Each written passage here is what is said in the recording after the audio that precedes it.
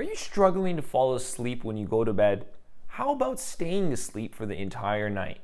Or do you have a hard time waking up in the morning and feel all groggy the next day? In this video, I'm going to discuss factors that disrupt sleep and provide you with key steps that you can take to improve your sleep without using medication. And if you stick around to the end of the video, I'm going to talk about the biggest mistake I see people make when it comes to their sleeping habits. Sleep is one of the most underrated factors when it comes to achieving long-term health. Poor sleep habits can result in fatigue, decreased concentration, impaired memory, mood changes, and even weight gain. Surveys show that people on average are only sleeping 6.9 hours each night, whereas the research shows that an optimal sleep time is considered 8.2 hours per night. Optimizing sleep is one of the most important steps you can take if your goal is to improve your health. Here are key steps you can take starting tonight to improve your sleep. First is avoiding screen time for at least 1 hour before bed. Studies show that the use of electronics at night leads to a decrease in melatonin production in the body, and we all know how important melatonin is for sleep. This happens because the blue light emitted from these devices is very stimulating for the brain, which increases the stress hormone cortisol. And as cortisol goes up, melatonin comes down, preventing us from getting that deep, restorative sleep. To make sure this doesn't happen, you want to avoid screen time for at least 1 hour before bed. This means 1 hour before bed, TV, cell phone, and computers all get turned off and put away. The goal is to go low tech at least 1 hour before you go to bed.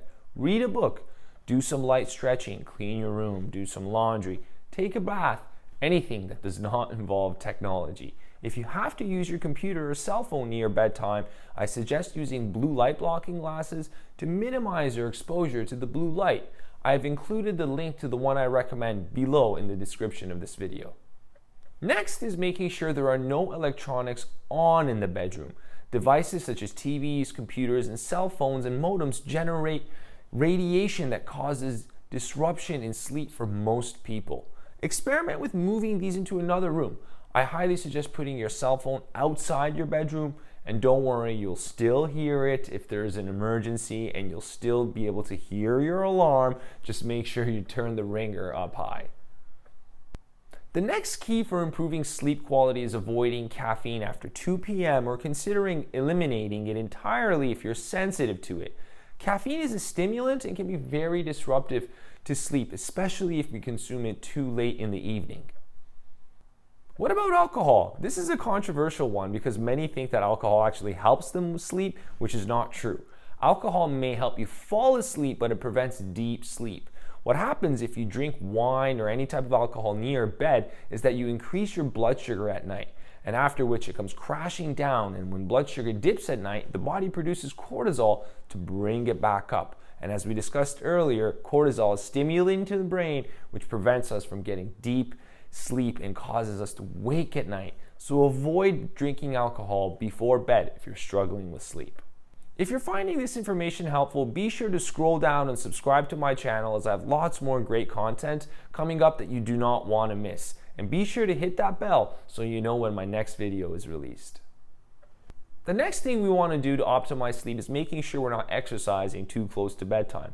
Exercising during the day promotes good sleep, but when we exercise too close to bedtime, it can be disruptive to sleep because it increases that stress hormone cortisol. The next thing is paying attention to your sleeping environment, specifically the temperature and the lighting. The optimal temperature for sleeping is 69 degrees Fahrenheit, so be sure to keep your room nice and cool. For lighting, keep your room dark enough so that you can only see the outline of your hand, and if you could see the skin, it's too bright. Next, you want to make sure you're not taking any supplements near bedtime that could be disruptive to sleep. Supplements like B vitamins and vitamin D can disrupt sleep, so you want to make sure you're avoiding these supplements late in the afternoons and in evenings.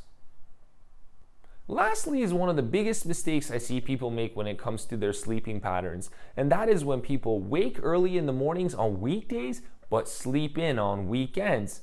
This is like jet lag and can disrupt sleep quality. Instead, you want to establish a regular sleep schedule by going to bed and waking up at the same time every day of the week.